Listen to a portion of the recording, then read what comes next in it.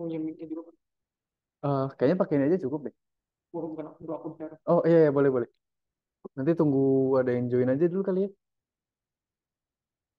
Apa ini jam berapa, Pak? 4:30 paling. Oh, ini. Iya. Soalnya materinya nggak terlalu banyak kok, ini sedikit. Sebentar ya. Eh, Paling nunggu ada beberapa yang join. Yang join ya? Jadi punya info. Oke, ya berarti belum ada yang join kan? Hmm. Iya. Tadi mulai aja nggak apa-apa. Oke, kita mulai sebentar.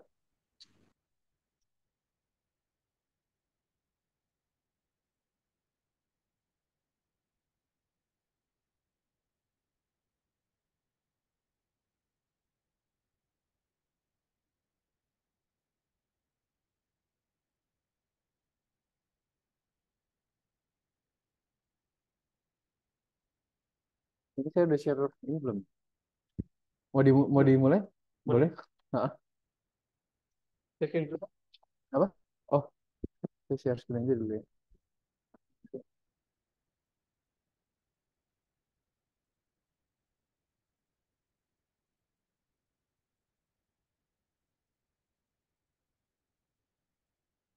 Oke, boleh.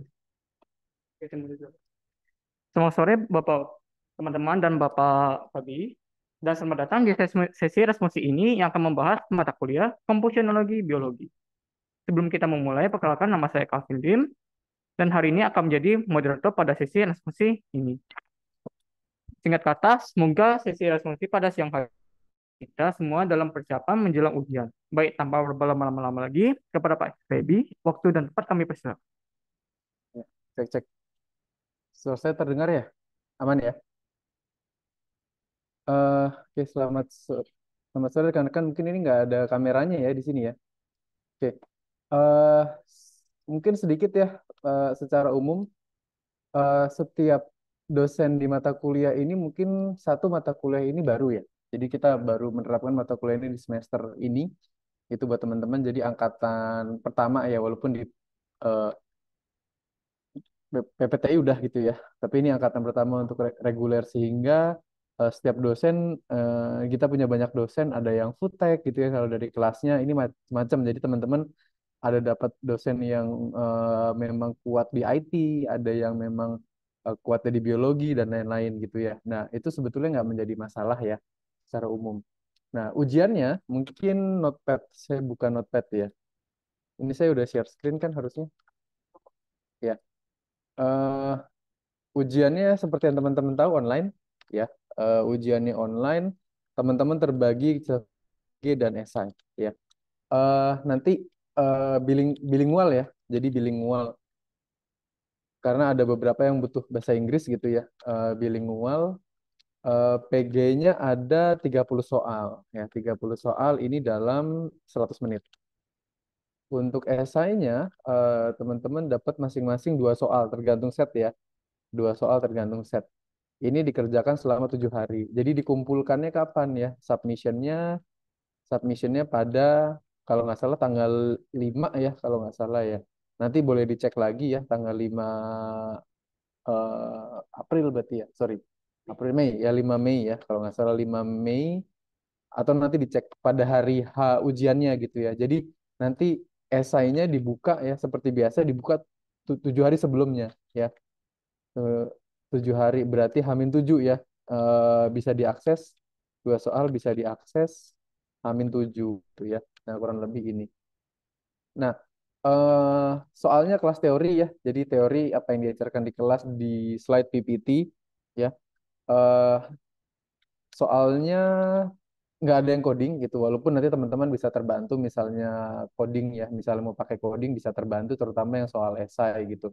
Tapi nggak ada diminta video dan lain-lain, tapi bisa terbantu dengan coding. Nah, untuk labnya hanya ada ujian akhir ya, bentuknya final assignment nanti ya, final assignment. Nah, ini UAS ya, UAS teori, UAS teori. Nah, nanti masing-masing dosennya pasti akan jelaskan nanti untuk, sorry, UTS ya. Untuk UAS-nya nanti kayak apa ya, apakah bikin presentasi, bikin paper, bikin apa, itu nanti bentuknya akan project gitu ya, tapi kita fokus ke UTS. Nah, ini apa teman-teman perhatikan, berarti kalau dari sini ini nilainya ada 60% ya, 60%. Dari sini ada 40% gitu ya. Nah, soalnya eh, relatif menyenangkan ya dibanding computational physics gitu. Karena ini seriesnya computational dari scientific computing, computational physics, computational biology. Nah, yang biologi ini relatif lebih menyenangkan gitu karena ilmunya baru ya untuk kita semua. Jadi soalnya tentu nggak terlalu susah gitu ya. Nah, eh kebetulan untuk kelas saya gitu, saya punya repository gitu ya. Jadi mahasiswa dapat student shared folder namanya. Nah, ini nggak tahu nanti bisa dibagi apa enggak ya. Saya punya student shared folder ini saya taruh di chat gitu ya. Saya taruh di chat. Nah, isi dari ini saya share screen kan nih. Betul ya? Saya share screen ya. Teman-teman bisa lihat screen saya ya. Nah, ini kebetulan saya nggak. Jadi eh, di meeting chat ini ya, saya share ini eh, file gitu. Ini student share folder. Isinya sebenarnya updated slide ya, updated slide. Jadi mungkin masing-masing dosen punya updated PPT sendiri gitu ya. Nah, topik yang diujikan apa? Sampai ke proteomics ya. Jadi dari basic principle of biology sampai proteomics. Nah, mungkin reviewnya sedikit eh, nggak perlu sampai detail ya. Jadi dalam principle of biology sebenarnya mungkin setengah jam 45 menit oke kali ya. Karena kan materinya online nggak banyak ya. Yang penting teman-teman kebayang aja kira-kira soal yang ditanya apa sih ya. Dari sini teman-teman akan diminta gitu ya. Soalnya biasanya kebanyakan akan bahas eh, tentang bagian bawah gitu ya, yang protein, ribose ya, mulai dari protein, ribose, water molecules. Jadi arahnya akan ke biokimia gitu ya, arahnya akan biokimia. Tapi teman-teman nggak akan ditanya misalnya, oh ini jenis atom apa atau struktur kimianya seperti ini, itu nggak akan ditanya. Jadi lebih ke konseptual ya yang ditanya. Nah, teman-teman perlu paham bahwa biologi itu sebetulnya adalah suatu sistem gitu ya, suatu sistem yang ada komponen-komponennya. Dan kita hanya mempelajari bagian tertentu ya. Jadi kalau dilihat dari sini kita nggak belajar semuanya ya. Kita teman-teman nggak akan ditanya misalnya tentang organ atau tentang tisu atau tentang sel masih mungkin. Jadi posisinya ada di sini ya. Posisinya ada di molekul ya sampai ke makromolekul iya, organel iya, sel minimal nanti kita tahu-tahu sedikit gitu ya. Nah, tentang sel. Itu secara umum range-nya sampai situ. Nah, di topik ini ya, di topik ini kita nggak akan sampai ekosistem dan lain-lain, hanya pengetahuan tambahan ya. Yang perlu teman-teman pelajari lebih lanjut adalah yang bagian akhir sebetulnya. Ini yang paling banyak ditanya, building blocks of life ya. Karena sejatinya eh water mungkin nggak terlalu banyak, tapi lainnya ya, makro makromolekul mungkin akan banyak ditanya di situ ya. Mulai, nah teman-teman harus tahu ya, harus tahu eh asam basa gitu.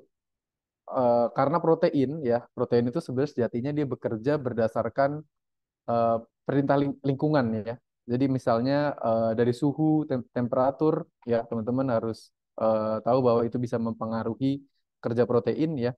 Bahwa protein dengan suhu tertentu bisa terdenatur ya, terdenaturalisasi gitu. Atau misalnya dalam konsep PCR nanti ya, suhu itu sangat penting, asam basa juga sangat penting ya. Nah, ini nanti bisa dibaca asam basa. Eh, Selanjutnya adalah eh, hidrokarbon. Jadi hidrokarbon ini mungkin nggak akan ditanya strukturnya, teman-teman nggak akan ditanya eh, alanin itu seperti apa gitu, nggak akan ditanya ya, nggak akan ditanya. Yang penting nanti eh, secara umum teman-teman tahu apa sih bedanya polimer, monomer gitu ya, monomer, polimer dan ikatannya apa. Biasanya kovalen ya. What is covalent bond gitu. Nah, covalent bond tentu ikatannya akan berusaha sebisa mungkin memenuhi kaidah oktet atau duplet gitu ya, dua atau delapan gitu. Nah, nanti salah satu contohnya adalah di polipeptid ya. Polipeptid ini kalau teman-teman perhatikan nanti di bagian mungkin di proteomics ya, kita lebih detail lagi di proteomics, hasilnya adalah air. ya. Jadi setiap misalnya ini ya, satu satu peptid dengan peptid lain dia membentuk satu kovalen bond. Nah, nanti hasilnya apa? Ada molekul air gitu ya. Nah, itu perlu diingat-ingat gitu, monomer, polimer dan bond. Nah, core-nya sebetulnya nanti kita akan bahas juga ya perbedaan dari kata-kata ini ya. Teman-teman jangan sampai tertukar apa itu kromosom, apa itu alel, apa itu genom, apa itu gene atau gen ya, apa itu ya DNA, RNA standar ya. Apa itu bahasa nukleotid ya, istilah-istilah itu jangan sampai tertukar gitu ya. Jangan sampai tertukar. Nah, teman-teman bisa lihat dari kotak ini ya, monomer, polimer ya. Apa bedanya ya? Kalau monosakarida ini bentuk gula yang paling sederhana ya, dia akan selalu monomer. Kalau DNA ya, DNA sebelum dia membentuk double helix ya, dia akan bentuknya satu basa. Misalnya eh, nitrogennya, misalnya nitrogen basanya kita guanin gitu G gitu misalnya.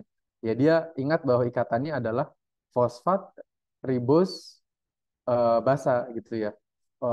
Fosfat, gula ya, gula dan basa nitrogen. Nah, ini sebut dengan monomer. Tapi ketika dia berikatan sebagai sebuah double helix ya dia membentuk polimer. Nanti kalau udah bentuknya apa kromosom ya dia menjadi ya struktur sel ya gitu. Jadi ini jangan sampai tertukar. Ini amino asid satu kalau membentuk polipeptid berarti dia sebutnya polimer ya. Polipeptid identik dengan polimer dan lain-lain ya. Nah, yang penting ada tiga ya, lipid atau lemak itu biasanya nggak relevan. Jadi karbohidrat, nucleic acid, dan protein. Itu yang harus dipelajari ya. Teman-teman harus tahu karbohidrat ya, kaitannya dengan rantai karbon gitu. Struktur gula yang sederhana dan kompleks gitu ya. Nah, teman-teman harus tahu karena sebenarnya penyusun DNA di tengahnya ada ribos ya, ada gulanya gitu. Nah, dari sisi karbohidrat sebetulnya nggak banyak ya yang bisa dieksplor. Eh, bahwa sebetulnya eh, hydrolysis reaction dehydration ini kaitannya adalah siapa yang lebih stabil antara DNA dengan RNA. Ya. Misalnya gitu ya pertanyaan. Tentu DNA. Kenapa? Ya karena dengan struktur double helix ya, struktur double helix maka kemungkinan untuk terjadi hidrolisis akan berkurang. Nah, itu logik-logik yang begitu ya. Logik-logik yang terkait sama kira-kira siapa yang lebih stabil DNA atau RNA? Tentu DNA gitu karena ya tadi ya hidrolisis reactionnya dia lebih sedikit. Nah, itu perlu diperhatikan. Karbohidrat nggak terlalu banyak ya ikatannya kovalen ya. Ikatan kovalen bentuk-bentuknya eh, rasanya nggak akan banyak ditanya ya karena kita tidak berpikir sebagai seorang molecular biologist gitu ya. Kita computer scientist yang kebetulan belajar molecular biologist. Jadi kita nggak akan banyak di biologinya misalnya ya untuk membahas apa perbedaan fruktosa dengan glukosa atau galaktosa. Ya kita nggak akan banyak bicara di situ ya. Mana yang lebih kompleks, mana yang lebih ini kita nggak akan ke situ. Yang perlu teman-teman tahu adalah ya ribos atau gula gitu ya. Nah ini ya ribos ini ya struktur penting ya, struktur penting dalam DNA gitu karena ini menentukan nanti ya kelengkapan daripada sugar ini apakah dia bentuknya RNA atau DNA ya. Deoksiribo ya tidak punya oksigen ya dalam gulanya gitu. Jadi dalam not kedua dia tidak punya oksigen, makanya H aja. Makanya dia harus berikatan sebagai double helix tadi covalent bondnya ya. Nah ini eh, definisi yang teman-teman harus tahu ya. Intinya fosfat dengan gula dengan basa nukleotid ya, nukleotid base-nya ya, basa basa nukleotidnya ya. Tentu kalau DNA 4 ya RNA T-nya diganti dengan U ya, T-nya diganti dengan U hanya penyebutannya. Ini wajib tahu ya. Jadi DNA RNA di luar kepala bedanya apa gitu ya. Oke. Eh, Purin pirimidin ini klasifikasi ya, teman-teman juga harus tahu. AG itu masuk ke purin ya, CTU masuk ke pirimidin ya. Nanti ikatan mana yang lebih kuat dan lebih stabil itu pasti akan ditanya dan teman-teman harus tahu ya kenapa kuat gitu karena satu ukuran berat molekulnya lebih besar ya dua titik leburnya atau melting pointnya lebih tinggi itu berarti dia lebih stabil gitu ya siapa yang melting pointnya lebih tinggi atau berat molekulnya lebih tinggi, lebih besar maka dia pasti akan lebih stabil. Nah itu nanti teman-teman tentukan dari mana ya kalau di lab ya jadi kalau nanti teman-teman bisa mengerjakan yang lab ini akan terbantu ya akan terbantu gitu yang terutama yang soal SI-nya ya, akan terbantu ya. Mungkin nanti lebih banyak di slide selanjutnya ya. Ini kita masukkan ke sini semua aja slide pertama untuk perkenalan sebetulnya DNA RNA bedanya apa gitu ya. Eh, nah, strukturnya eh, untuk protein ya. Nanti kita akan sebetulnya bahas banyak di proteomics ya. Ini struktur utamanya gitu dari asam amino ya. Cara menghafalnya adalah CORN, corn atau jagung ya. Ini C ya, eh, hidroksil ya, O ya, R ini yang menentukan nanti asam aminonya apa ya. Ada 21 ya sekarang 21 macam ya asam amino. Di luar daripada start codon dan stop codon. Ini perlu dihafal nggak? Hmm, rasanya di googling juga bisa ya karena kan online gitu ya bisa cari. Tapi yang membedakan adalah R ya. Nah, N-nya ini ya, NH3-nya ini akan sama semua ya. Jadi yang membedakan antara amino asid satu dengan amino asid 2 adalah R-nya. Ya, nanti kita akan bahas banyak di proteomics. Hanya itu ya, fungsi protein ini juga penting ya, teman-teman harus tahu. Lemak mungkin kita nggak relevan ya. Yang sangat-sangat kita relevan adalah protein. Teman-teman harus tahu fungsi-fungsi dari protein ya. Mungkin kalau belakangnya ase ase gitu ya, belakangnya bla bla bla ase. Itu pasti enzim. Nah, ya. Nah, itu eh, kita udah tahu gitu ya. Nah, ini perlu diperhatikan di situ. Jadi fungsinya apa sih ya? Defense ini maksudnya imun ya, imun sistem, transport. Nah, ini yang penting ya, sebelah kiri ini ya. Jadi fungsinya meregulasi ya. Meregulasi itu eh, contohnya hormonal, hormon sistem ya. Hormon sistem itu fungsinya meregulasi. Kalau teman-teman kelebihan gula, maka energinya harus disimpan. Siapa yang bertanggung jawab? Ya insulin, gitu kan. Insulin kontrol eh, kadar gula dalam darah. Nah itu sistemnya, itu siapa yang mengerjakan? Ya, eh, yang mengerjakan adalah protein sebagai regulator. Nah, gitu. Jadi fungsinya ada di sebelah kiri ya. Mau dia sistem imun, mau dia transporting gitu ya. Mau dia transporting, mau dia bentuknya support gitu ya. Ini kalau yang di tulang rawan ya disebut dengan kolagen, kalau yang di rambut, kuku disebut dengan keratin ya. Kalau teman-teman luka ya, teman-teman luka terus lukanya cepat ketutup, itu berarti untuk support fibrin ya. Itu membentuk jadi dia menggumpalkan darah gitu. Nah, itu yang kecil-kecil gitu. Jadi ya yang perlu diperhatikan yang sebelah kiri ini ya fungsi-fungsi dari protein. Itu secara umum ya harusnya di kelas dijelaskan sedikit banyak karena kalau boleh memilih mana yang lebih penting untuk dipelajari adalah proteomics gitu ya karena badan kita sangat-sangat sangat bergantung pada fungsi-fungsi dari protein ini ya.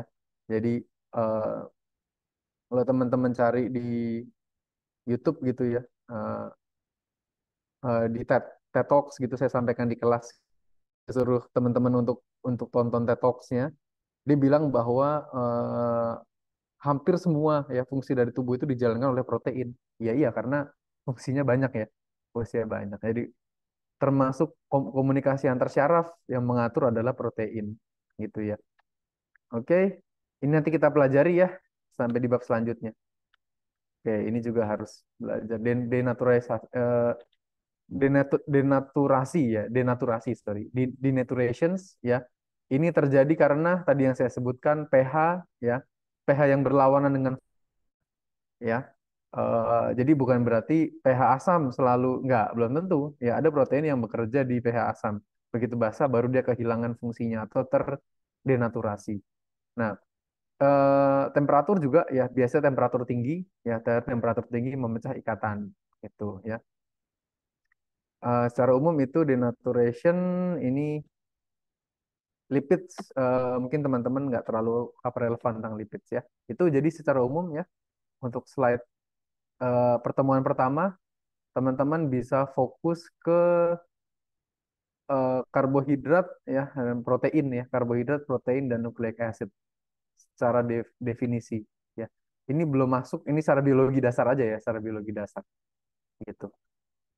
Oke, kalau ada yang ditanya ya mohon di chat ya, mohon di chat sekalian gitu. Jadi atau bertanya secara langsung ya.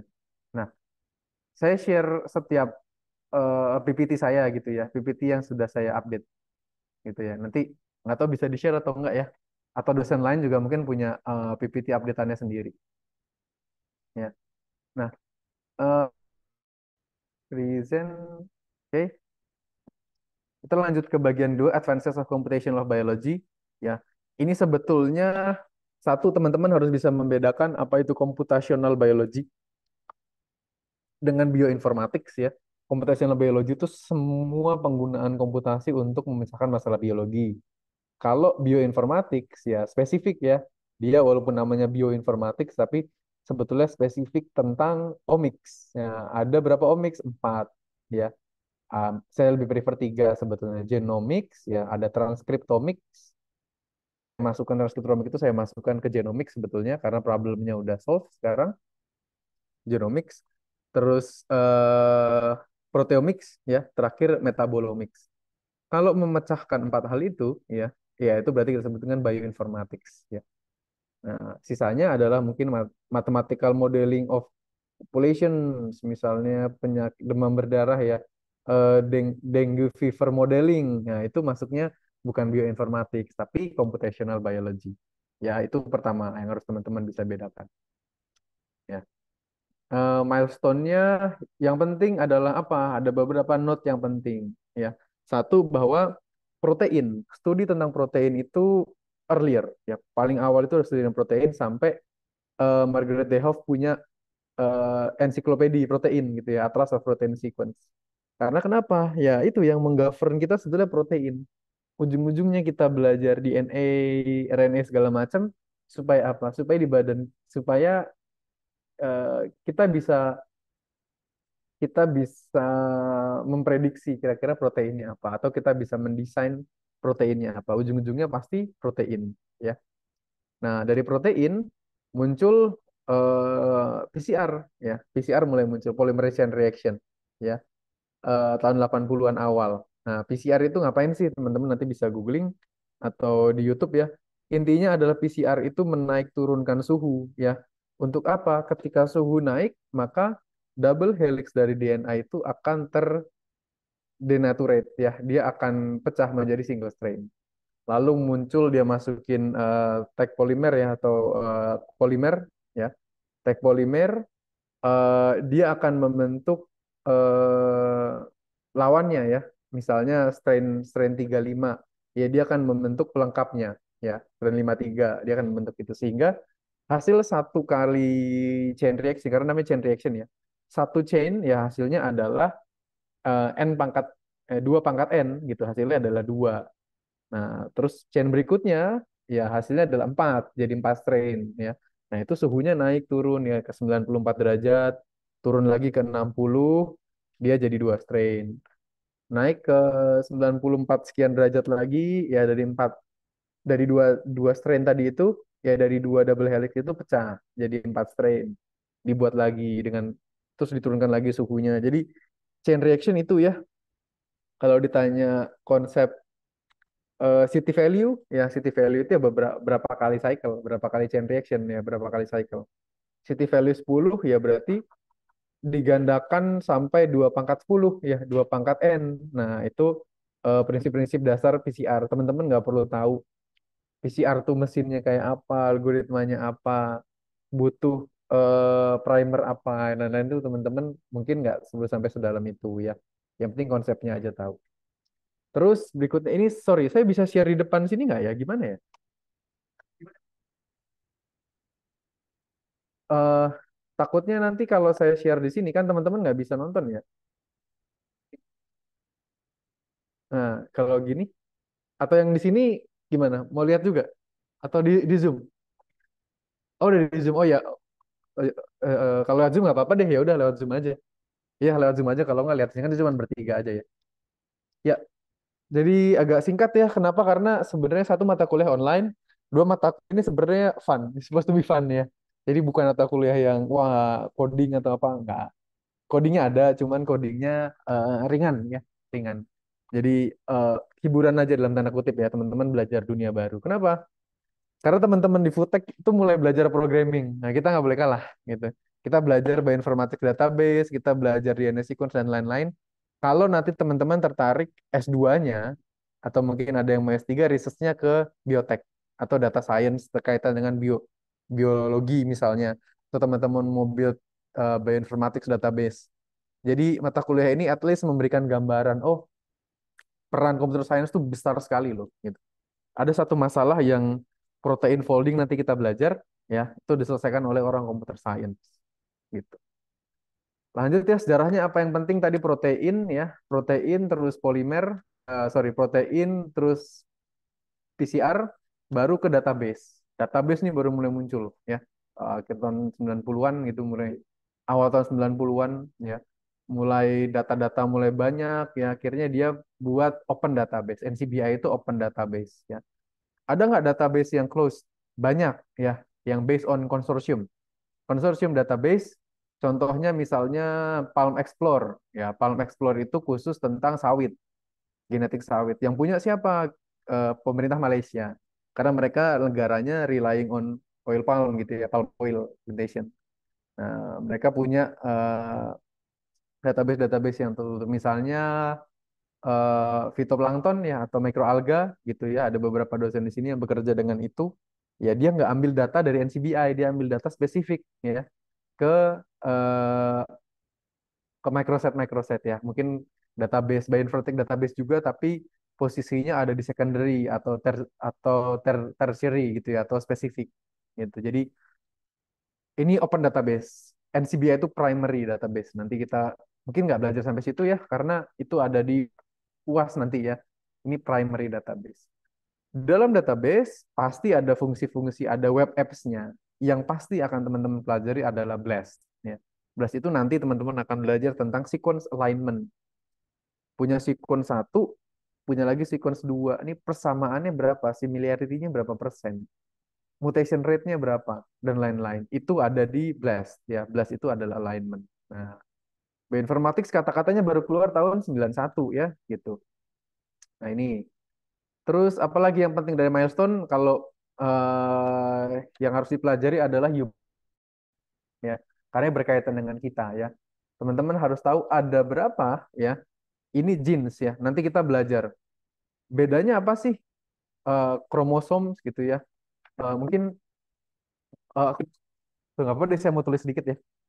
Ya, nanti teman-teman oh ini di kanan ya, sorry ya. Teman-teman harus bisa bedakan apa sih kromosom ya, kromosom.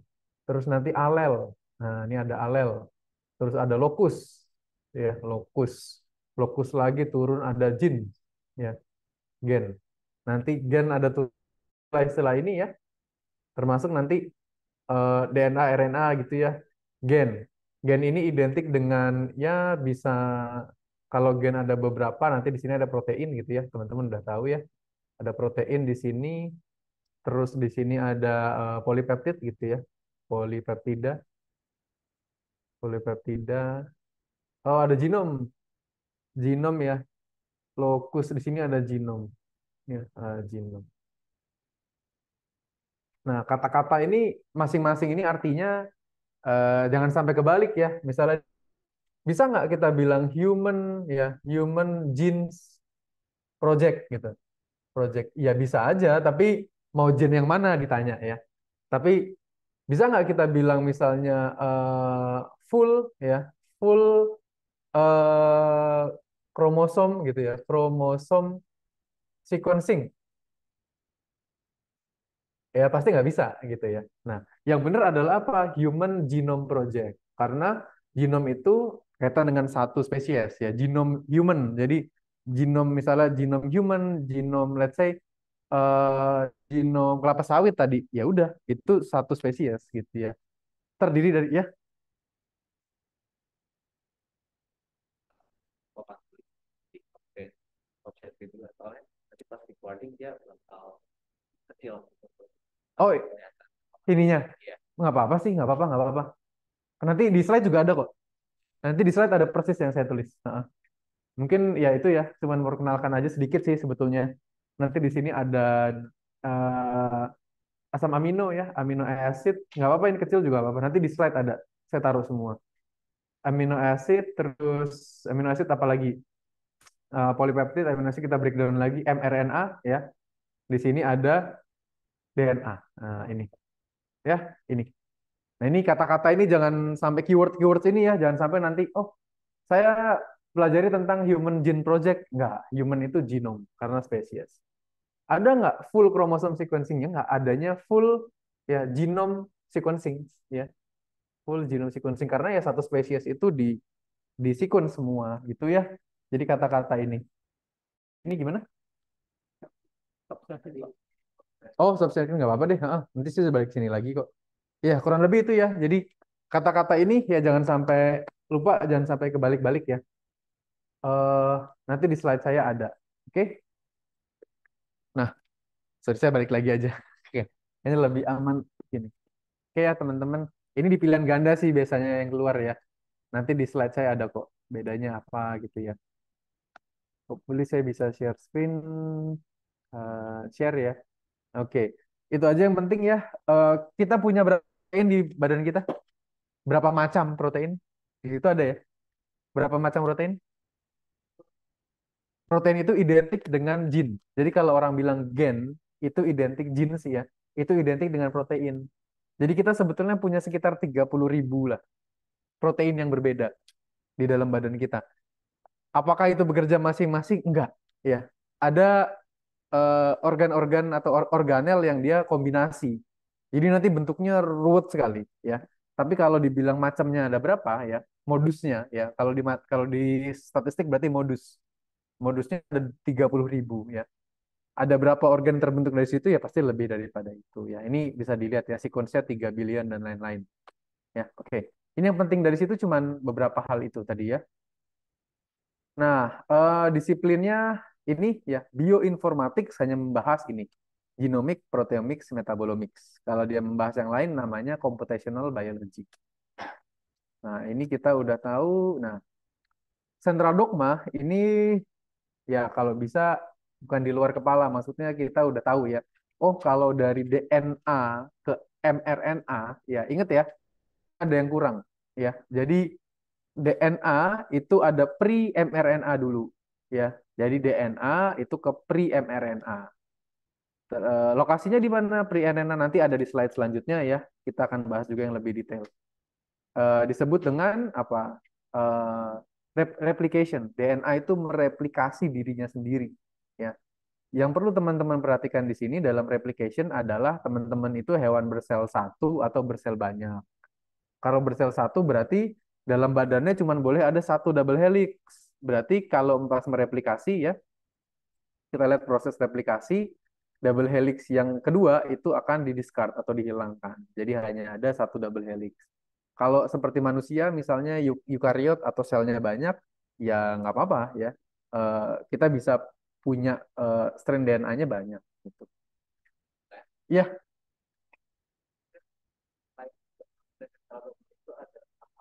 ada tahap lagi. Iya, namanya pre-mRNA. Baik itu bakal keluar Pasti. Pre-mRNA itu ada. Nanti kita bahas ya. Iya, nggak apa-apa. Oke, itu disimpan aja. Kita akan bahas apa. Ya. Jadi tahap satu ada replikasi. Kenapa? Karena salah satu fungsi protein kan membetulkan bagian tubuh yang rusak. Teman-teman nge-gym rusak otot, ototnya dirobek, dibetulin lagi, diisi dengan protein gitu ya, dibetulkan lagi sel yang rusak. Core-nya protein tuh kalau ditarik tarik tarik DNA. Berarti apa ya? DNA-nya harus memperbanyak diri. Itu replikasi, ya. Itu kita udah tahu. Mohon diperhatikan lagi replikasi tadi ya di eukariotik dan prokariotik. Itu. Nah, terus nanti ada pre-mRNA, tadi tolong diingatkan lagi. Terus mRNA ya, namanya apa? Transkripsi ya. Transkripsi kalau di slide lihat bisa back transcription karena hubungannya kalau di database one to one. Kalau punya DNA bisa membentuk mRNA, kalau punya mRNA bisa membentuk DNA karena fix satu ke satu ya. Nah, eh, kalau dari RNA ke protein itu nggak bisa. Nanti kita bahas juga secara detail. Karena apa? Karena nanti hubungannya one to many. Bisa beberapa kode gitu ya, bisa beberapa kodon membentuk beberapa kodon yang berbeda membentuk protein yang sama. Ya, sorry, membentuk asam amino yang sama. Nah, itu harus hati-hati. Ya, jadi bisa, apakah back translation bisa? Tidak. Apakah back transcription bisa? Bisa. Itu ya, digambar. Ya. Oke, itu aja yang diperhatikan. Sisanya PCR ya. Ini PCR tadi yang sudah saya jelaskan. Pada suhu 90 derajat, strain-nya dipecah. Jadi strain A, strain B. Terus dimasukin polimer. Polimernya membentuk pasangannya jadi dua. Terus ini dalam suhu berapa? Sekitar derajat ya. Di situ 70 derajat. Dari sini dinaikin lagi suhunya, cycle kedua 94 derajat, pecah lagi dia jadi 4. 4 digandain lagi. Terus ya, digandain sampai kapan? Dalam COVID, sampai nanti begitu digandakan banyak, tiba-tiba kok mulai muncul nih strain-strain COVID di dalam DNA kita. Nah, baru kalau cycle-nya cuma 14 kali, ya kita positif, karena city value-nya kecil. Ya. Jadi city value itu adalah cycle PCR, ya, cycle PCR. Berapa kali PCR itu dijalankan, yaitu city value kita. Maksimal berapa? 40 ya. Kalau 40 udah panjang banget. Teman-teman punya dua pangkat 40 ya. Nah, itu banyak. Udah cukup lah ya. Itu. PCR ini mensequence apa ya? Bisa sampel, bisa full genome ya. Full genome. Nanti mungkin full genome terlalu banyak yang untuk dipelajari ya. Tapi ini sampel. Intinya dia fungsinya adalah memperbanyak polimerase chain reaction. Ya. Dengan chain reactionnya dan polimer yang namanya tag polimer, ya tag polimer itu dia memperbanyak yang tadinya cuma punya sampel dijadikan gitu ya. Fungsinya itu aja.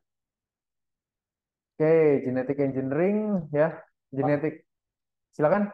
Pak, ya tadi untuk control itu yang bagi jadi protein itu dari mRNA atau RNA.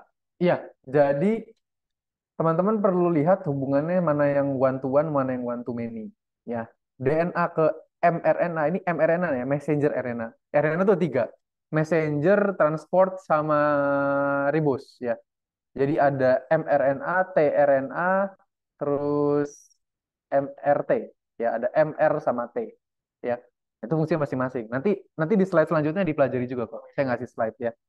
Nah, intinya DNA ke RNA bisa back ya, bisa karena one to one. Begitu protein karena eh, A, AG sama ACG mungkin protein amino asidnya sama gitu.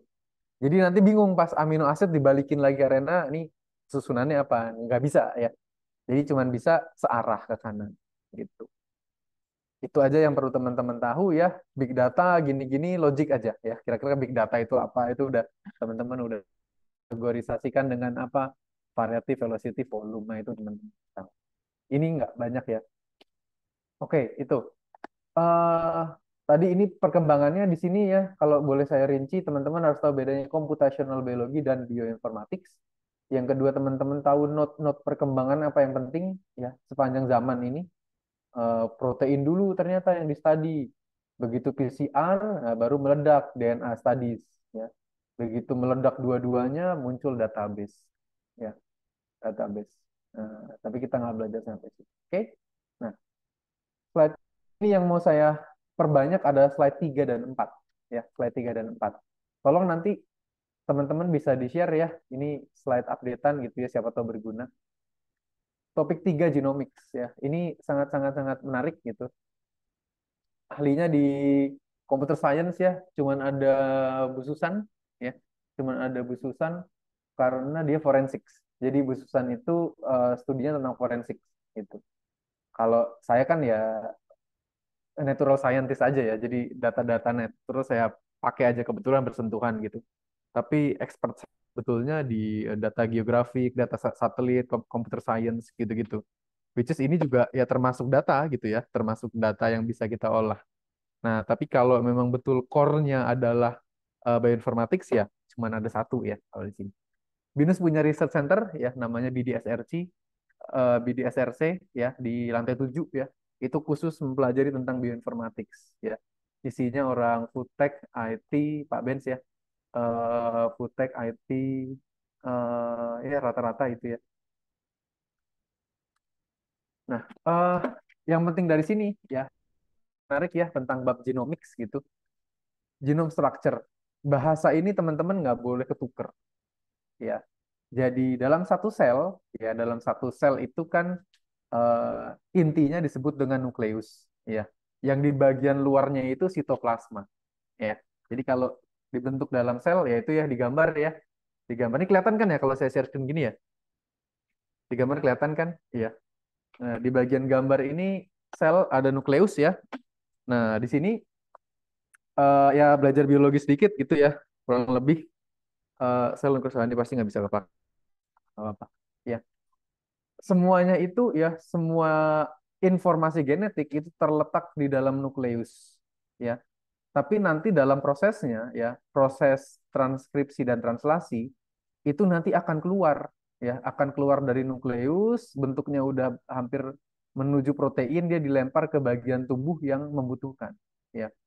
Tapi otaknya ada di sini semua. Nah, manusia itu kita berangkat dari kromosom ya. Kita punya set of 23 kromosom. Berarti 46 ya, karena 23 set gitu. 23 dari ibu, 23 dari bapak. Nggak mungkin bapak sama bapak atau ibu sama ibu gitu ya, nggak mungkin. Jadi pasti setengahnya bapak, setengah ibu ya. Kalaupun ibu sama ibu ada yang salah satu jadi bapak lah gitu ya. Nah, itu perlu diperhatikan di situ ya. Jadi kromosom. Nah, dalam bagian kecil dari kromosom ya, kalau itu dipecah, ini disebut dengan alel. Ya, ini adalah satu alel. Nah, ini alel satu, alel dua. Ya. Nah, ini yang kiri ini kalau dipecah ya, ini jadi satu alel, ini jadi satu alel. Nah, itu disebut dengan alel, teman. Bisa bisa YouTube bisa googling ya. Nah, kalau alel ya, ini posisinya itu secara biologi kita udah tahu posisinya di berapa. Nah, posisi ini disebut dengan lokus. Lokus itu adalah posisi tertentu di dalam alel. Nah, lokus ini digunakan oleh siapa? Ya, salah satunya oleh FBI ya. FBI itu punya 13 loci. Jadi loci itu ya, loci itu lokus ya. Berarti lokus tertentu itu namanya loci, lokus sama ya. Dia punya lokus-lokus tertentu di mana bisa mengidentifikasi manusia, kayak DNA fingerprint gitulah, DNA fingerprint. Nah, itu jumlahnya 13 kodis. Nah, itu dipakai ya. Lokus tertentu itu bisa memetakan manusia gitu ya. Semua manusia bisa dipetakan hanya dengan 13 loci itu. Nah, sekarang apa yang dimaksud dengan gen ya?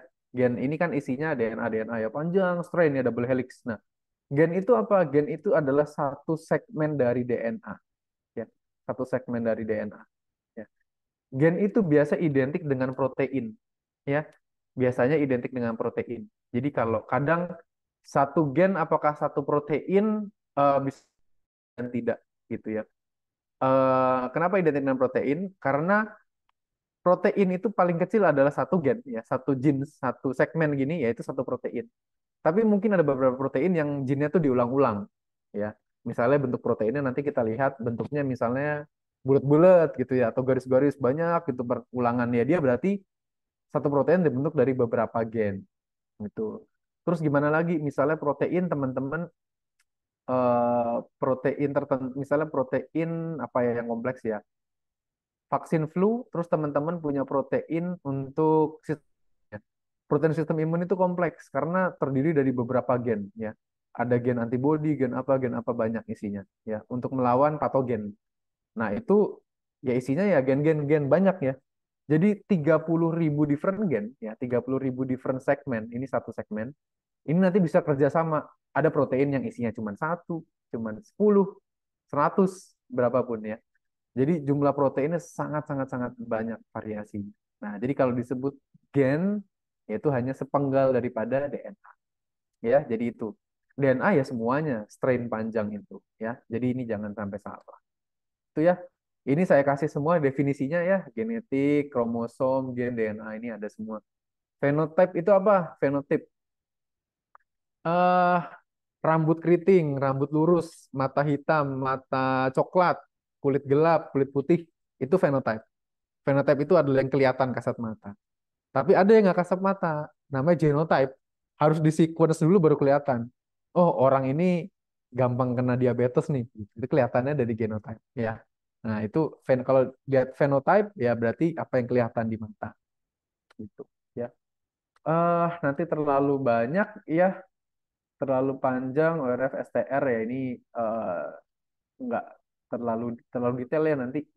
DNA RNA harus di luar kepala ya, yang membedakan apa? DNA dalam gula saya ya deoksiribo. Dalam ribos saya tidak punya oksigen. Deoksiribo, tidak punya oksigen dalam ribos. Makanya DNA harus double helix ya, karena cuman punya H doang ya kan.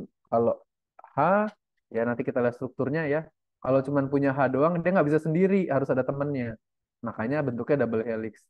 Tapi kalau OH ya bisa sendiri RNA, makanya RNA bisa single strain ya. Tapi siapa yang lebih kuat, lebih stabil? DNA. Pasti DNA lebih stabil karena dengan adanya double helix maka kemungkinan untuk terhidrolisis lebih kecil ya. Itu.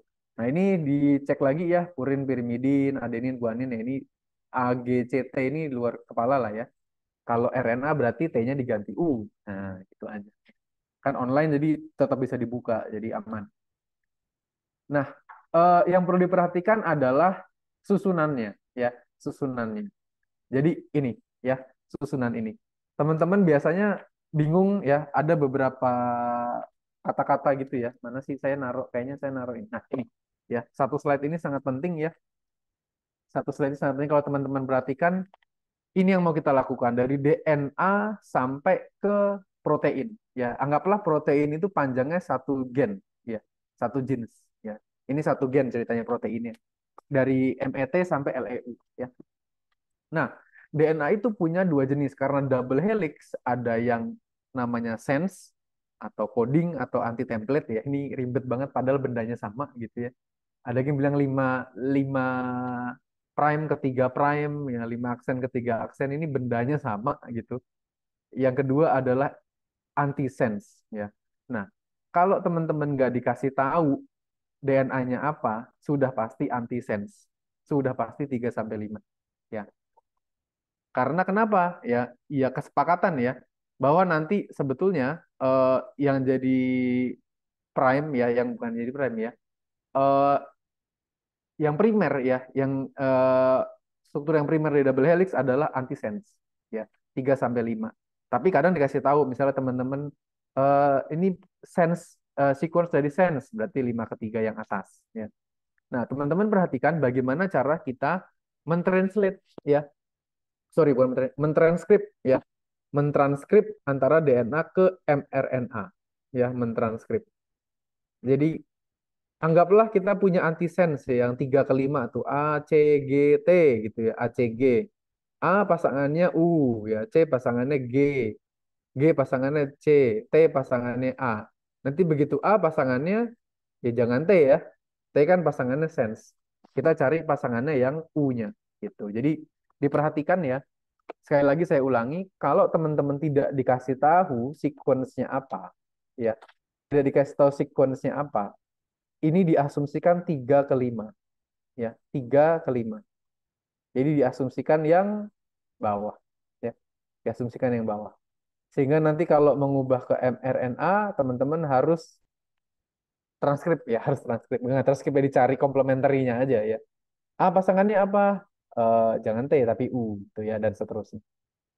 Ini mRNA itu akan selalu 5 ke 3 ya. RNA biasanya selalu 5 ke 3, tapi dalam hal ini mRNA itu pasti 5 ke 3 ya. Dia nggak mungkin 3 ke 5. Sudah kesepakatannya ya. Nah, isinya apa ya? Kita bilang namanya BP ya, atau BP itu apa ya? Base protein gitu ya. Sorry, BP length panjangnya ini satuannya adalah BP ya. Panjangnya adalah BP. Misalnya TGC-ACC berarti 6 BP gitu ya, 6 BP. Nah, setiap 3 BP ya, 3 tiga basa itu membentuk satu asam amino.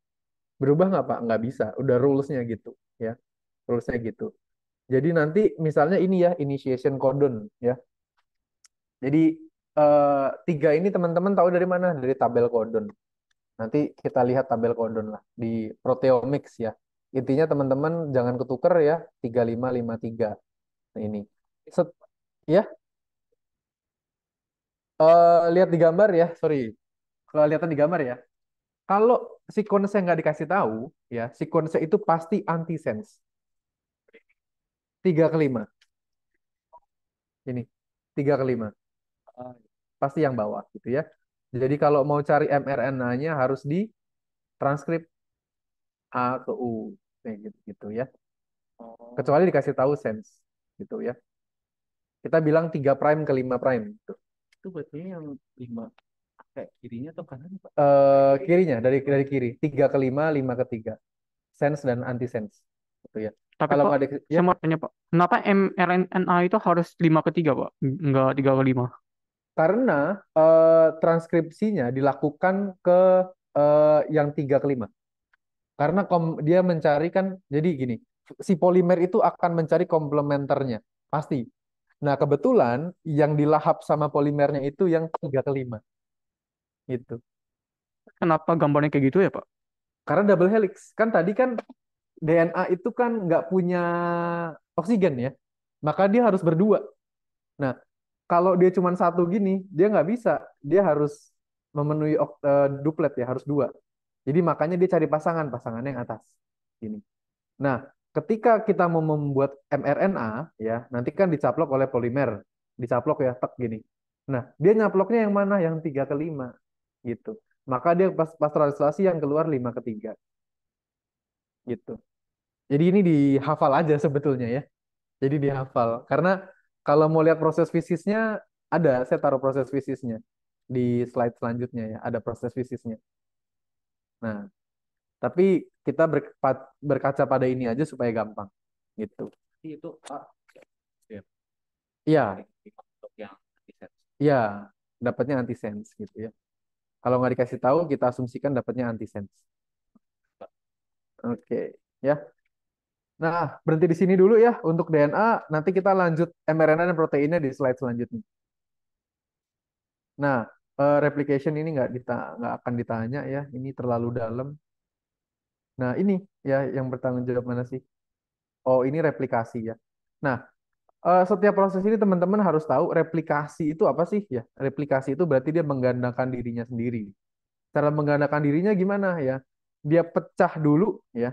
Dia pecah dulu, terus dilahap oleh DNA polymerization ya, DNA polimer ke polimerase, lalu dia membentuk komplementerinya gitu ya. Jadi dia pecahkan dulu ya, dipecah dulu. Jadi ada satu enzim. Oh, yang di Zoom agak bingung. Oke, di sini ya. Jadi ini ada satu enzim ya, yang fungsinya adalah memecah si double helix ya. Fungsinya dia memecah double helix ya. Setelah dipecah, ngapain ya? Dilahap oleh DNA polimerase. Dia fungsinya ngapain ya? Di atas ini kan 5 ke 3 ya. Di atas ini selalu 5 ke 3. Dia melahap, dia bikin 3 ke 5-nya. Jadi double strain baru. Yang bawah juga sama ya. Tapi ini disebut dengan ya primer gitu ya. 3 ke 5 gitu kan. Dilahap, dia membentuk lagi 5 ke 3-nya. Jadi jadinya hasilnya 2. Nah, sekarang ya eh, kalau hewan bersel satu ya, hewan bersel satu, teman-teman cuma bisa punya satu strain ya, satu double helix. Maka harus ada satu double helix yang dibuang gitu. Jadi nanti yang ada namanya ini namanya leading strands ya. Leading strand ini dipertahankan, lagging strands ini di-cut ya. Khusus untuk hewan bersel satu atau eukariotik. Sorry, prokaryotik ya. Bakteri bersel satu gitu ya. Nah, itu bentuknya di sini. Nah, itu pengetahuan aja ya, teman-teman nanti bisa lihat slide. Ini ya udah ada langkahnya DNA replikasi ya. Replikasi intinya itu aja. Unwind, separate, bikin complementary jadi dua. Udah ya. Berarti nanti komplementarinya bakal sama dong, Pak? Bahasa sama persis. Sama persis. Nah, persis. Cuman beda arah ya. Kalau satunya 53, komplemennya 35, 3 ke 5. Kalau yang satunya 3 ke 5, komplementarinya 5 ke 3. Jadi hasilnya udah dua-duanya. Gitu. PCR juga gitu ya. PCR juga melakukan hal yang sama. Nah, itu hal yang kedua yang perlu kita pelajari adalah eh, replikasi ini panjang ya. Ini ada nih saya gambarkan di sini ya. Tapi mungkin terlalu banyak. Transkripsi ya, transkripsi ini mengubah dari DNA ke RNA ya. Jadi di sini dibilang first pre-messenger RNA is formed, disebut dengan pre-mRNA. Jadi bedanya apa? Pre-mRNA itu masih ada sampahnya ya. Jadi posisinya ini masih ceritanya masih di dalam inti sel ya, masih dalam inti sel, belum keluar ke sitoplasma ya, masih di inti sel, terus dia buat pre-mRNA ya. Pre-mRNA dibuat ya, terus sampahnya dibuang. Nah, sampahnya nanti kita pelajari apa aja, yang mana yang sampah, mana yang signal. Habis itu keluar dari inti sel ya, keluar dari inti sel dia menjadi RNA gitu. Nah, bentuknya gimana? Nah, ini ya. Jadi dari DNA ya, dari DNA tadi kan ada yang nanya, Pak, kenapa harus 5 ke 3 sih? Karena yang dimakan oleh RNA polimerase, ini bahasa saya ya, dimakan itu yang bawah, yang 35. Maka hasilnya adalah 5 3. Gitu ya, selalu begitu. Ya, selalu begitu. Jadi dari 2 pita dimakan oleh satu gelembung RNA polimerase, ya, keluarnya satu pita lagi. Nah, pita ini adalah ya, pre-mRNA, ya, pre-messenger RNA. Itu ya. Nah, apa yang dimaksud pre-messenger RNA? Itu RNA yang masih ada sampahnya. Sampahnya disebut dengan intron, sampah signalnya atau yang kita butuhkan disebut dengan exon. Jadi intron itu mesti di delete dulu. Intron itu kayak ya di antara ya, jadi antara exon sama exon dia masih ada intron. Disebut dengan non coding RNA. Jadi kita nggak butuh sebetulnya. Nah, itu nanti di delete. Dalam sequence nanti teman-teman akan dikasih tahu mana yang exon, mana yang intron. Pasti dikasih tahu, nggak mungkin nggak. Jadi ya, pasti akan dikasih tahu mana yang exon, mana yang intron. Kalau ditanya buat mRNA dari dari pre mRNA berikut ini, intronnya di delete. Intronnya di delete. Ya, intron ini nanti bentuknya ACGT juga ya. ACGT juga bentuknya sama. Ya, kalau dalam RNA berarti ACGU. Tapi biasanya dikasih tanda, misalnya di garis bawah, di bold, dimiringkan, itu adalah intron. Intronnya delete aja, ya. Sehingga dia mRNA-nya akan full exon, ya. Nah, itu begitu dia full exon, dia akan keluar dari inti sel, masuk ke sitoplasma, ya. Nah, dari sitoplasma nanti yang ngerjain berikutnya adalah namanya ribosom, ya. Jadi itu proses transkripsi ya. Transkripsi sebetulnya dari DNA menjadi pre-messenger RNA menjadi RNA. Ya. Sampahnya adalah intron, signalnya adalah exon. Oke? Mutasi. Mutasi ini harus diperhatikan ya. Bayangkan kalau ketambahan satu huruf gitu ya. Atau satu hurufnya berubah. Ya nanti berubah semua bawahnya ya. Jadi DNA mutation ini ya kita bilang frame shift boleh gitu ya. Frame shift boleh. eh Intinya adalah salah satu bahasanya ini ada yang berubah ya gitu. Ada berubah atau ketambahan. Kadang suka ketambahan gitu ya. Misalnya ketambahan kalau ini di indeks kelima, 5 dari kiri. TATC ya kan, TAC TC harusnya. Cuman ketambahan A dari indeks ke 1 2 3 4 5, indeks kelima dari kiri, ketambahan A, maka berubah semua jadi mutan ya. Jadi RNA-nya jadi mutan. Kelebihan satu ya, yang satu ini terakhir nggak ditranslasi. Gitu. Nah, mutation ya, ada mutation yang tidak berbahaya ya. Nanti kita belajar namanya SNP, single nucleotide polymorphism di slide selanjutnya. Itu tidak berbahaya. Itu membuat mata kita beda warna, rambut kita beda warna. Itu menarik ya. Nah, mutasi yang berbahaya adalah uncontrolled cell cycle. Ini hasilnya kalau nggak tumor, cancer. Ya. Nah, itu ya. Secara umum, aplikasi teman-teman bisa baca sendiri ya. Aplikasi-aplikasi ini apa aja secara umum ya. Oke. Nah, itu ya. Pilihan gandanya ya sekitar ini aja, sekitar apa yang di slide ya. Pilihan gandanya nggak akan keluar dari slide kok, teman-teman. Paling ya Google 30 detik gitu lah ya. Paling mentok-mentok Google 30 detik. Kalau di luar itu ya. Nah, proteomics sekarang. Proteomics ini core-nya ya. Core-nya bioinformatics atau molecular biology itu sebetulnya di proteomics. Ya. Teman-teman tadi udah belajar DNA pre-messenger RNA sampai ke RNA ya. Yang ngerjain siapa sih yang membantu? Yang membantu namanya tRNA, transport RNA ya. Itu yang membantu prosesnya. Jadi ada tiga ya, RNA-nya ada tiga. Nanti. Ini kok lemot ya? Pak, kisi-kisi untuk esai itu apa aja, Pak?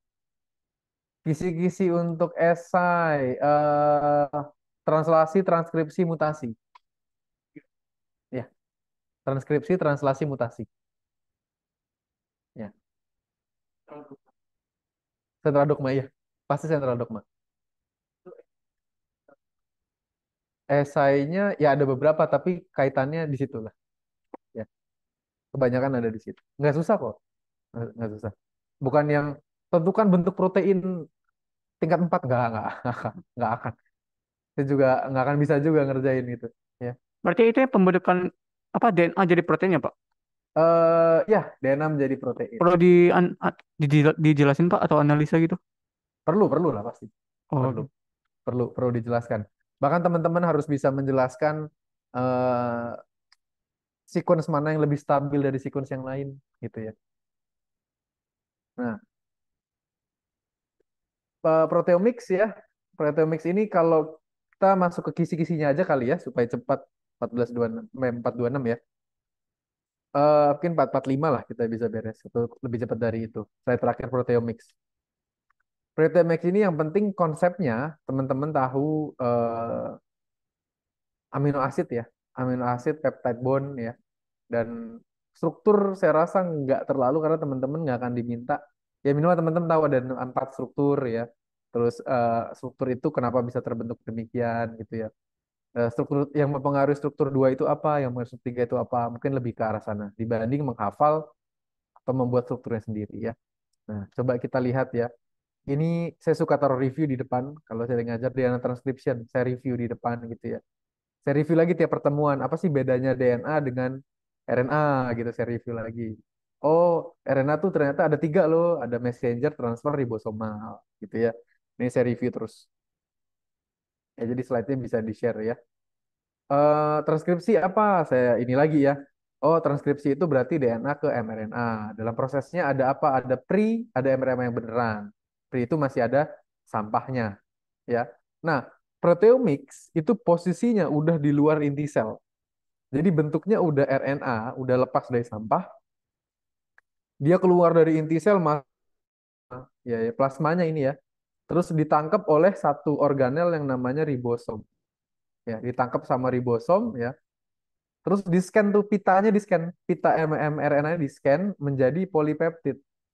Nah, ada juga di soal-soal yang kaitannya dengan kisi-kisinya tentang vaksin.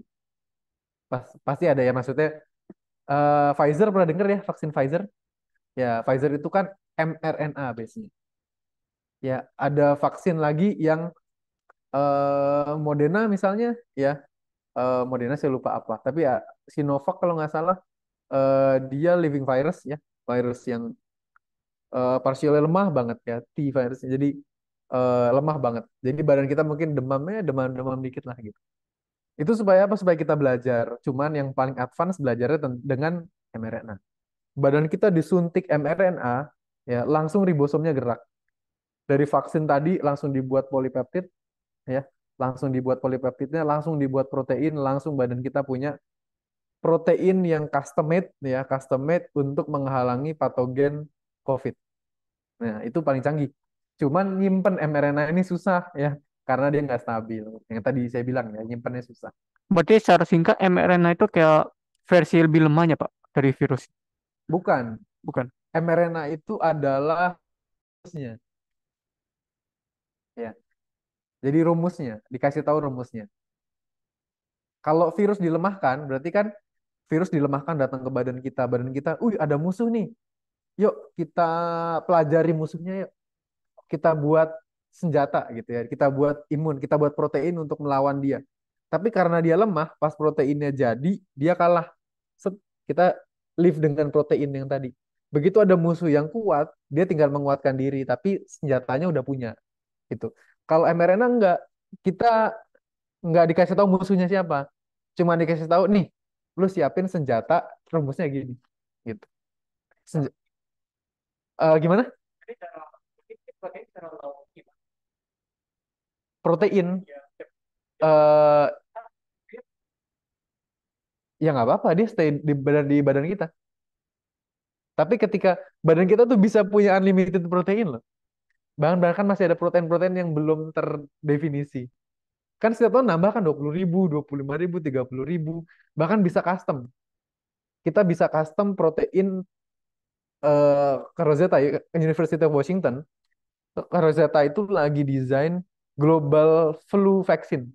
Jadi vaksin yang satu kali shot itu mulai dari flu burung, common cold, flu SARS semua ke cover semua.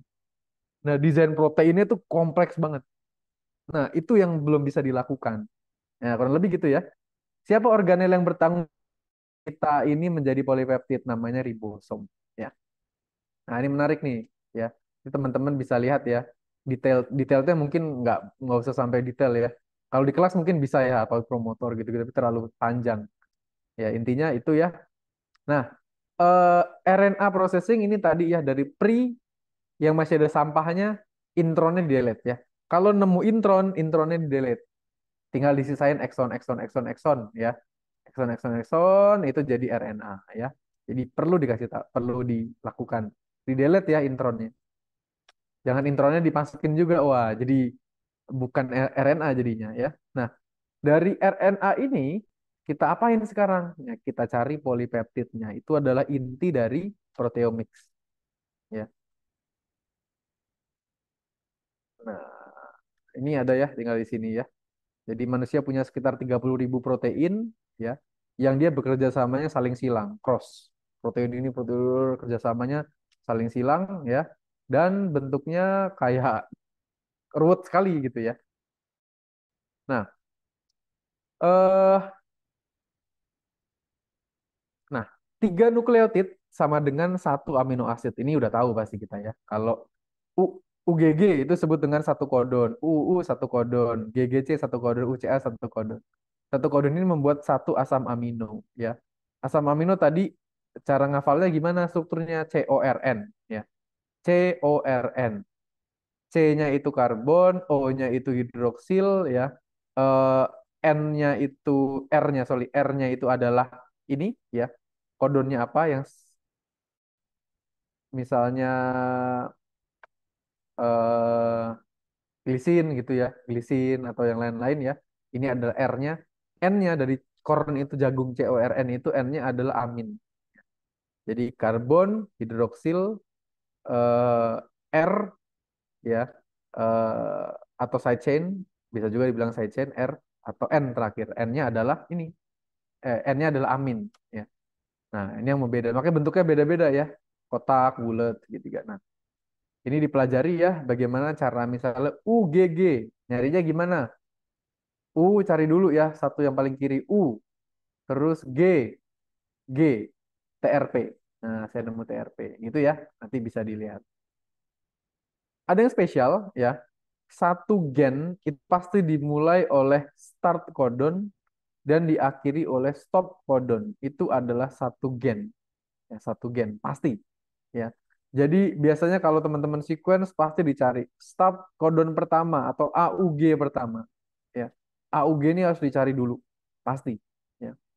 Nah, baru nanti stopnya di mana? Nah, sepanjang apa? Nah, itu adalah satu gennya gitu ya. Ini yang disebut dengan CORN tadi ya. CORN, C karbon, O hidroksil ya. Hidroksil, R ini side chain-nya ya, N ini ya NH3 ini ya atau hanya digabung ke sini boleh. NH3 ini adalah amin ya, gugus amin. Nah, produknya apa? Kalau satu asam amino ketemu asam amino lain, ya produknya adalah dia membentuk ikatan kovalen antara C dengan N, terus OH sama H-nya dia keluar sebagai air, ya. Jadi nanti kalau ada dua asam amino, hasilnya adalah air, keluar air satu molekul air. Pertanyaannya, kalau ada 10 asam amino, berapa air yang dihasilkan? Ya, salah. Kalau ada 3 asam amino, airnya berapa? Kan ini berdua keluar satu air, berdua keluar satu air. Jadi ada berapa molekul air? 3 dong. 2 dong. Kalau ada 2 asam amino, keluar satu molekul air. Terus ketambahan lagi satu asam amino di kanan. Airnya keluar lagi jadi 2. Enggak dong. Enggak. Kan nanti OH yang di sini, OH yang ungu nih ya, ketemu dengan H lagi. Ya, ketemu dengan ini. Kan yang ungu ini, ya, dia kan masih bagus kan? Dia masih ada OH. Ketemu sama yang orange yang baru, temennya sebelah. Keluar lagi air. Ya, jadi jumlah airnya adalah N-1. Ngerti ya? Kalau ada 10 asam amino, ada 5 asam amino nih, 5 asam amino. Tengahnya dari tengah-tengah sela-sela jari saya keluar satu air. Keluar satu air, keluar satu air, keluar satu air. Jadi kalau ada 5 asam amino, ada 4 air. Gini ya, ada 4 air keluar dari sela-sela jari saya. Ya kan, bro kan? Keluar air. Kalau ada 10, 9. Iya, ada 9. Gitu ya. Itu jangan lupa ya. Jadi kalau ikatan dari 10 asam amino, ada berapa molekul air yang terbentuk? Ya N-1 gitu ya. Tuh, peptide bond Ramachandran ini terlalu kompleks, teman-teman. Nggak usah pelajarin ya. Nah, ini ya, dipeptid plus water. Mungkin nggak peptida cuma 2, enggak, bisa ada 100 rata-rata ya. Rata-rata satu gen itu 100 ya. Kalau itu dibilang 50 sampai 2000, tapi rata-rata mungkin ya 100, 100 sekian gitu ya. Berarti ada ya airnya banyak ya. Nah, itu disimpan dulu informasi tentang air dihasilkan itu disimpan. Ini sangat menarik ya. Karena nanti ya, ini interaksi proteinnya ruwet ya kayak Subway di Jepang gitu atau Subway Jepang kan kalau teman-teman ke Tokyo gitu, buset nih. Ini yang satu apa namanya? Pakai Suica Card itu kan yang satu punyanya perusahaan apa. Buset nih, nggak beres-beres ya. Nah, bentuknya kayak gitu protein, kompleks sekali ya. Nah, ini berusaha kita lalat aja ini. Ini Drosophila melanogaster, itu lalat buah. Lalat buah aja hubungan antar proteinnya kalau di mapping gini ya. Saking ribetnya gimana manusia. Jadi ya itu Tuhan gitu ya. Segitu kompleksnya ya. Nah, asam amino sekarang. Asam amino tadi teman-teman udah cara menghafalnya CORN. Ada 21 sekarang diupdate ya, amino acid. 21 ya ditambah start codon AUG dan 3 stop codon. Nah, ini nggak dihitung ya. Stop codon nggak dihitung, start codon nggak dihitung. Sisanya ada 21 ya. Nah, tadi ingat hasilnya air kan? Ketika let's say glisin berikatan dengan serin, hasilnya adalah air, keluar air. Nah, makanya penting untuk mengetahui nonpolar, polar charge dan charge, plus dan minus, ini mengetahui nanti bentuk 3 dimensinya gimana. Ya, polar nonpolar ya. Mungkin nggak gini, magnet positif sama magnet positif dia saling mendekat atau saling menjauhi? Saling menjauhi ya. Kalau ada asam amino yang positif sama asam amino negatif, kira-kira jaraknya dekat atau jauh? Dekat ya, dia berusaha sedekat mungkin. Begitu charge-nya beda, dia berusaha nempel. Set. Begitu charge-nya sama, dia berusaha menjauh. Nah, itu nanti akan membentuk sudut-sudut tertentu ya, style-style tertentu gitu ya, sudut-sudutnya tertentu. Sehingga kalau polar dan non-polar ini pengaruhnya pada air, namanya hidropathy. Ya, nanti ada sifatnya yang dia suka dengan air atau hidrophilic ya, dan hidrofobik benci dengan air. Nah, Karena setiap berikatan keluar air, maka yang tidak suka dengan air posisinya di tengah. Ya. Nanti asam amino yang nggak suka sama air posisinya di tengah. Asam amino yang suka dengan air posisinya akan di luar-luar, dekat-dekat dengan air. Dia melindungi teman-temannya yang hidrofobik gitu. Yang charge dan yang charge plus minus kalau ada di situ, dia akan berusaha menjauhi atau mendekati satu sama lain. Sehingga nanti bentuknya akan sangat-sangat unik dan sangat spesifik. Nah, ini yang membentuk eh, organel di badan kita. Let's say siapa yang berfungsi untuk menangkap oksigen dalam alveolus? Di alveolus kita, dalam darah kita, ada zat, ada protein yang berfungsi untuk menangkap oksigen. Kalau kita tes darah namanya Hb. Ada yang tahu? Hemo? Hemoglobin. Hemoglobin itu bentuknya sedemikian rupa sehingga sela-selanya itu bisa menangkap oksigen. Jadi oksigen itu pas lewat dia akan klep di tengah-tengah. Karena struktur tadi itu, dia dibentuk sedemikian rupa bagus sehingga oksigen begitu nempel klek masuk ke dalam situ. Begitu kondisinya agak basah dikit, oksigennya dia agak longgar, oksigennya lepas. Dia jalan lagi, terus agak basah ya. Dia basah, misalnya pas oksigen lewat, klep masuk. Begitu dibutuhkan dia lepas dikit. Ya udah fungsinya cuma itu, buka tutup, buka tutup, buka tutup, tergantung asam sama basa di badan kita. Kalau kita kekurangan hemoglobin ya pasti penyerapan oksigennya rendah, gitu ya. Nah, ini representasinya dibentuk dari apa? Ya, hidrofilik, hidrofobik teman-teman bisa baca. Ini disebut dengan empat bentuk protein ya, atau protein folding. Nah, ini sangat menarik ya. Protein folding itu protein folding ini. Structure. Ada struktur satu ya, struktur satu ini masih bentuknya polipeptida, garis lurus ya.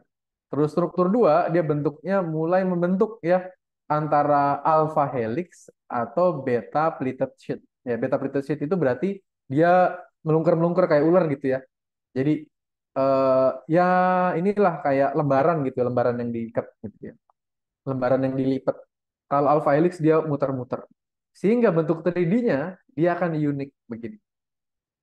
Nah, nanti siapa yang di tengah-tengah sini? Ya, yang di tengah-tengah tentu yang hidrofobik, yang hidrofilik di atas ya.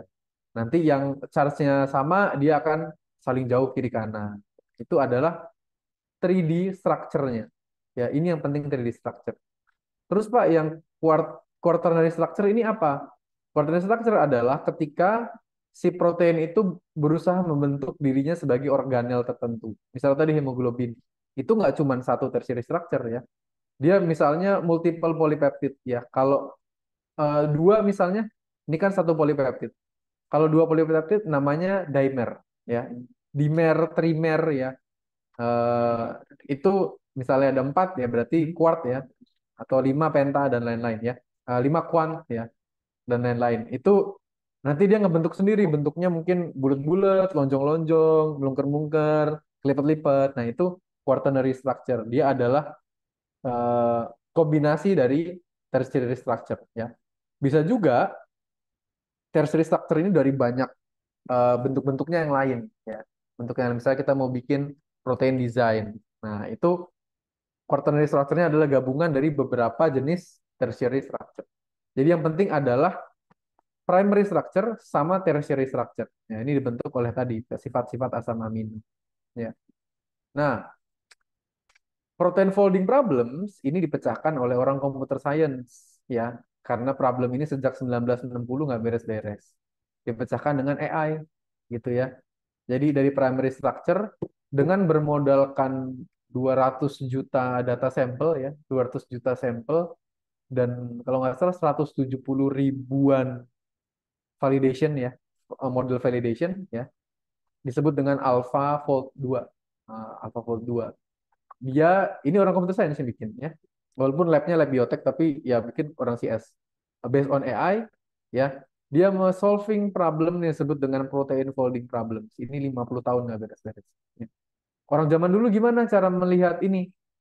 Proteinnya dibekukan jadi kristal, ditembak pakai X-ray, dilihat di mikroskop. Wah, oh ini lekukannya segini, segini, segini di gambar. Beres. Baru satu, itu baru satu protein.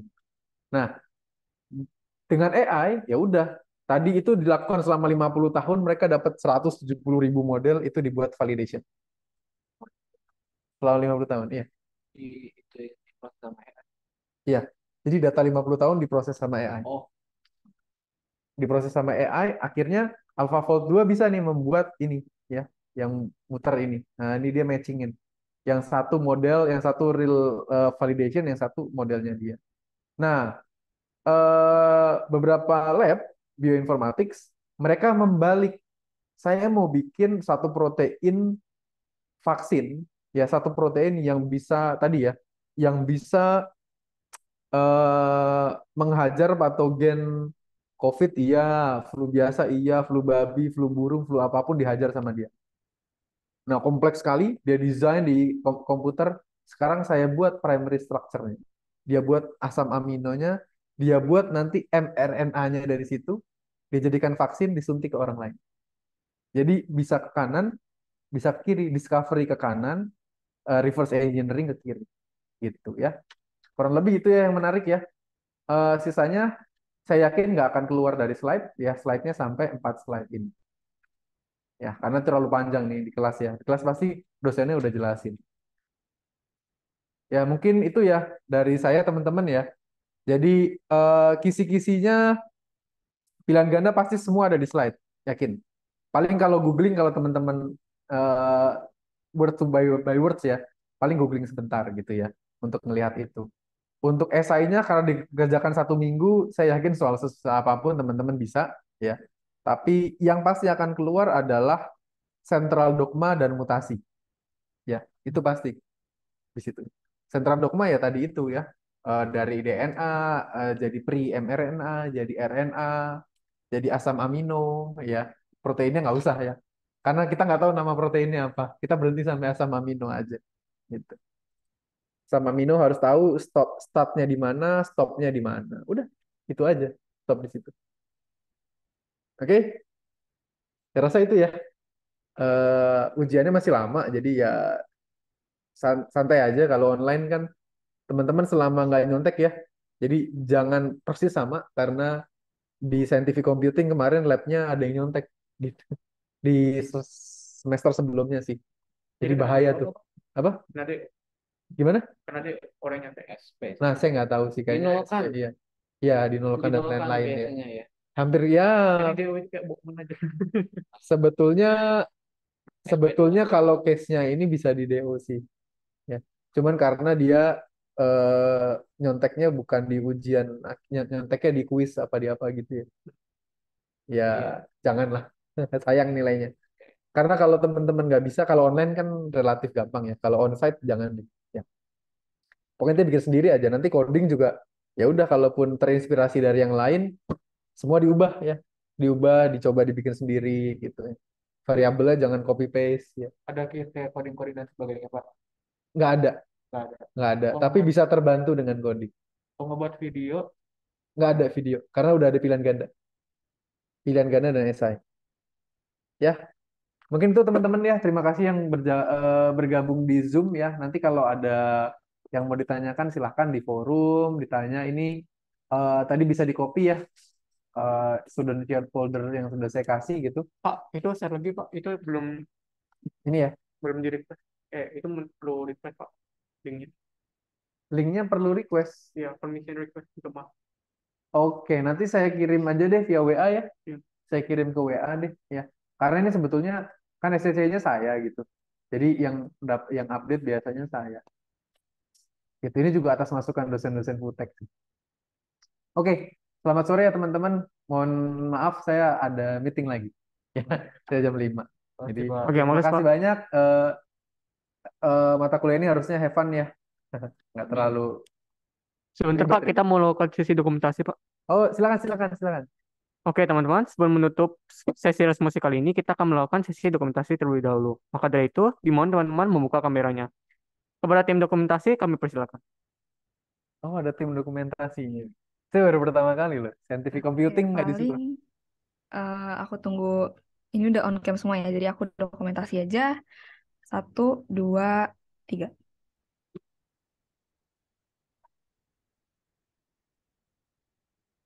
Oke, makasih teman-teman dan makasih juga kepada Pak Fabian. Ya, sama-sama Vanessa. Makasih teman-teman. Selamat sore ya.